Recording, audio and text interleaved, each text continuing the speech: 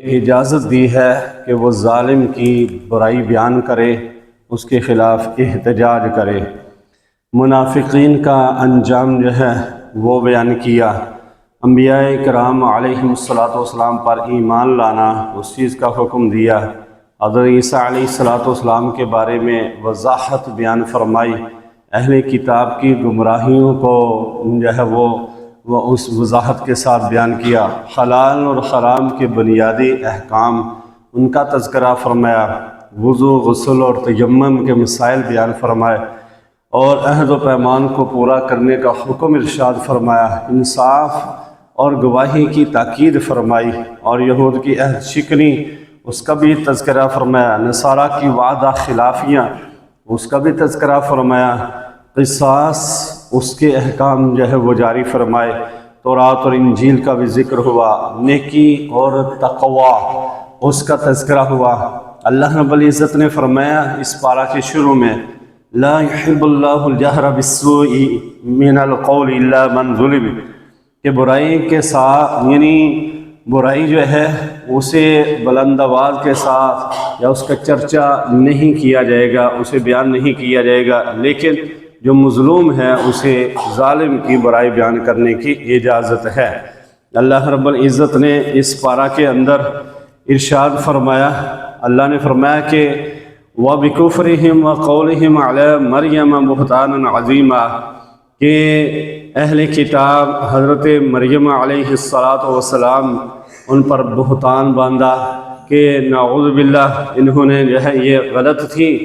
اور پھر جو ہے اللہ رب العزت نے فرمایا کہ وَأَخْذِهِمُ الرِّبَا وَقَدْ نُهُوا عَنْهُ وَأَكْلِهِمْ أَمْوَالَ النَّاسِ، سود کی مذمت بیان کرتے ہوئے فرمایا اہل کتاب کو بھی سود سے منع کیا گیا تھا لیکن وہ باز نہ آئے۔ اللہ رب العزت کے پیارے حبیب صلی اللہ علیہ وآلہ وسلم پر جب وحی نازل ہوتی تو اعتراض کرنے والے ان کے جواب میں اللہ رب العزت نے ارشاد فرمایا کہ جو لوگ یہ کہتے ہیں کہ حضرت موسیٰ علیہ السلام کے بعد کسی پر وحی نازل نہیں ہوئی، یاد رکھو کہ اِنَّا أَوْحَيْنَا إِلَيْكَ كَمَا أَوْحَيْنَا إِلَىٰ نُوحٍ وَالنَّبِيِّينَ مِن بَعْدِهِ وَأَوْحَيْنَا إِلَىٰ إِبْرَاهِيمَ وَإِسْمَاعِيلَ وَإِسْحَاقَ وَيَعْقُوبَ وَالْأَسْبَاطِ وَعِيسَىٰ وَأَيُّوبَ وَيُونُسَ وَهَارُونَ وَسُلَيْمَانَ وَآتَيْنَا دَاوُودَ زَبُورًا۔ اور میں ان سب پیغمبروں کی طرف بھی وحی نازل ہوتی رہی، صرف موسیٰ علیہ السلام سے اللہ تعالیٰ کلام فرماتے رہے، باقی جو ہے وحی نازل ہوتی رہی۔ اور اللہ رب العزت نے ارشاد فرمایا کہ یا ایھا الناس قد جاءکم الرسول بالحق من ربکم فآمنوا خیرا لکم وان تکفروا فإن للہ ما فی السماوات والارض۔ فرمایا کہ اے لوگو اب تمہارے پاس محمد صلی اللہ علیہ وآلہ وسلم آ چکے ہیں، اب ایمان لو، یہی تمہارے لیے بہتر ہے۔ پھر اہل کتاب کو کہا کہ لا تغلوا فی دینکم ولا تقولوا علی اللہ الا الحق، دین کے اندر غلو نہ کرو اور بات وہی کہو جو حق ہے۔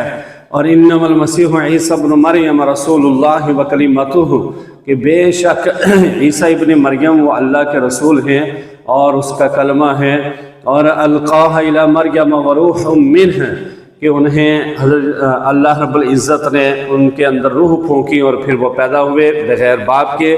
وہ یہ یاد رکھو کہ نہ عیسیٰ علیہ السلام اللہ کے بیٹے ہیں، نہ خدا ہیں، اور نہ کوئی جو ہے جو تم شریک ٹھہراتے ہو، کسی قسم کی کوئی بات نہیں۔ اللہ نے فرمایا لن یستنکف المسیح ان یکون عبدا للہ ولا الملائکۃ المقربون، کہ مسیح علیہ السلام کو اللہ کا بندہ ہونے میں کوئی عار نہیں، یعنی وہ بھی یہی کہتے تھے وَمَن يَسْتَنْكِفْ عَنْ عِبَادَتِهِ وَيَسْتَكْبِرْ فَسَيَحْشُرُهُمْ إِلَيْهِ جَمِيعًا۔ یہ مطلب یہ کہ حضرت عیسیٰ علیہ السلام بھی اللہ کا بندہ اپنے آپ کو کہتے تھے اور اس میں وہ عار نہیں سمجھتے تھے، تم کیوں انہیں بیٹا بنا رہے ہو۔ آگے جو ہے یہاں یہ فرمایا سورہ مائدہ شروع ہو رہی ہے اور سورہ مائدہ 120 آیات پر مشتمل ہے، 16 رکوع ہیں اس کے۔ اللہ نے فرمایا یا ایھا الذین آمنوا اوفوا بالعقود، کہ اپنے جو معاہدہ ہے اس کی پاسداری کرو، معاہدے کی پاسداری کرنا۔ اور پھر فرمایا کہ وتعاونوا علی البر والتقوی، کسی بھی معاملے میں تم نے اگر کسی کی مدد کرنی ہے تو وہ نیکی کی بیس پہ اور تقوی کی بنیاد پر کرنی ہے۔ وَلَا تَعَاوَنُوا عَلَى الْإِثْمِ وَالْعُدْوَانِ، گناہ اور زیادتی کے معاملے میں کبھی کسی کا ساتھ نہ دینا۔ اور فرمایا کہ تمہارے اوپر مردار وہ جو ہے وہ مردہ گوشت اور اس کے علاوہ خون خنزیر کا گوشت اور اس کے علاوہ جس پر اللہ کا نام نہ لیا گیا ہو بلکہ غیر اللہ کا نام لیا گیا ہو، یہ سارے جانور تم پر حرام ہیں۔ ایسے ہی جن کا والمنخنقۃ والموقوذۃ والمتردیہ والنطیحہ وما اکل السبع الا ما ذکیتم، اور فرمایا کہ بلندی سے گر کر مرنے والا، چوٹی سے گر کر مرنے والا، گلا گھٹنے سے مرنے والا اور سینگ لگنے سے مرنے والا وغیرہ وغیرہ، یہ سارے جو ہیں یہ اللہ نے حرام فرمایا۔ اللہ نے فرمایا الیوم یئس الذین کفروا من دینکم فلا تخشوہم واخشون، یہ سب سے بدترین گناہ ہے کہ آج کفار تمہارے دین سے ناامید ہو گئے، خبردار ان سے نہیں ڈرنا، جو مرضی ہو جائے مجھ سے ہی ڈرنا ہے، اللہ سے ڈرنا ہے۔ الیوم اکملت لکم دینکم واتممت علیکم نعمتی ورضیت لکم الاسلام دینا، تمہارے لیے دین اسلام کو میں نے پسند کر دیا ہے، اب اس پر عمل کرو۔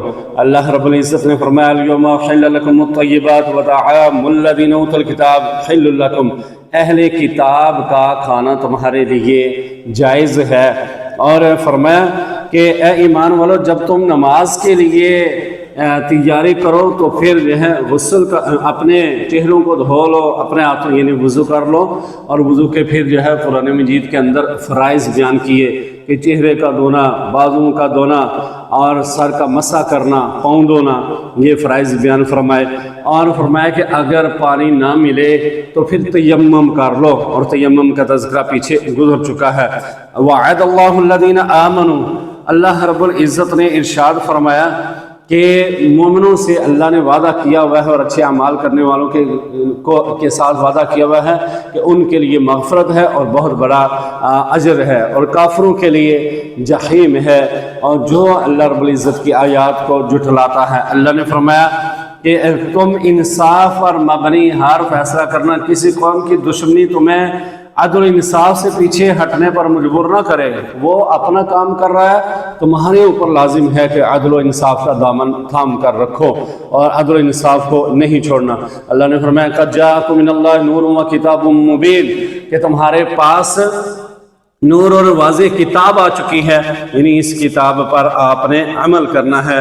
اور اللہ رب العزت نے ارشاد فرمایا کہ یہودی اور عیسائی یہ کہتے ہیں کہ ہم اللہ کے بیٹے ہیں اور اس کے چاہتے ہیں، اور اے نبی صلی اللہ علیہ وآلہ وسلم فرما دو کہ اگر تم ایسا تو پھر تمہیں کیوں عذاب دینے والا ہے اللہ؟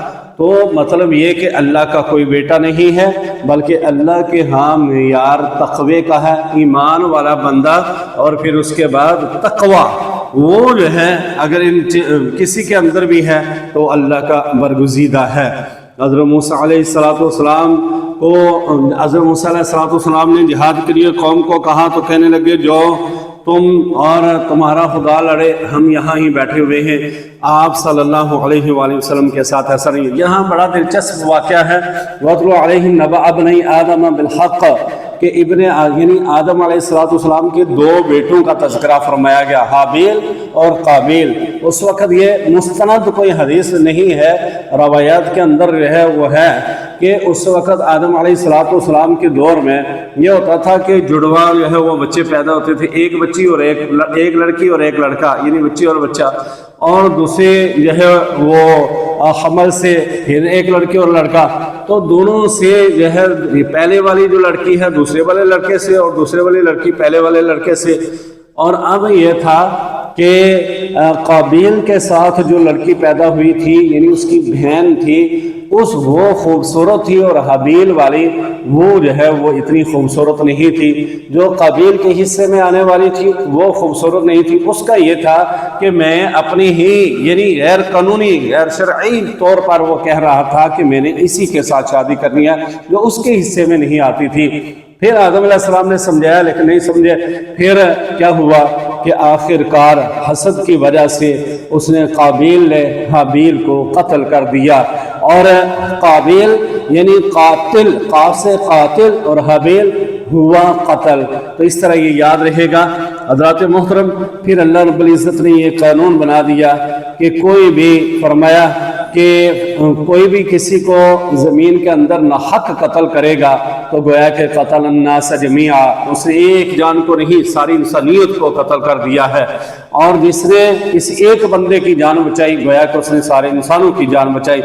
پھر اللہ نے یہ قانون عدل و انصاف اور امن و امان کی صورتحال کو قائم رکھنے کے لیے اللہ نے فرمایا انما جزاء الذین یحاربون اللہ ورسولہ ویسعون فی الارض فسادا ان یقتل، یعنی کوئی راہ زنی کرے، راستے میں جو ہے وہ اس قسم کے فسادات پھیلائے اور لوگوں کو تنگ کرے تو اسے پکڑ لیا جائے یا تو سولی پر چڑھا دیا جائے، اس کے اعضاء کاٹ دیے جائیں، یعنی مختلف سمتوں سے اس کے ہاتھ اور پاؤں جو ہے وہ کاٹ دیے جائیں اور اسے جلا وطن بھی کر دیا جائے۔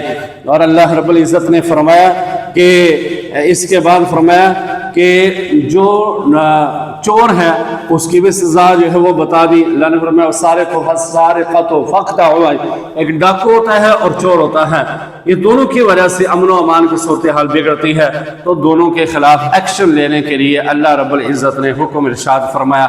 اس پارہ کے اندر یہ بھی فرمایا کہ اللہ کے حکم کے مطابق جو فیصلہ نہیں کرتے وہ کافر ہیں، اللہ کے حکم کے مطابق جو فیصلہ نہیں کرتے وہ ظالم ہیں، اللہ کے حکم کے مطابق جو فیصلہ نہیں کرتے وہ فاسق ہیں۔ یعنی یہ کتاب ہے اور قرآن اور سنت، اس کے مطابق فیصلہ کرنا چاہیے۔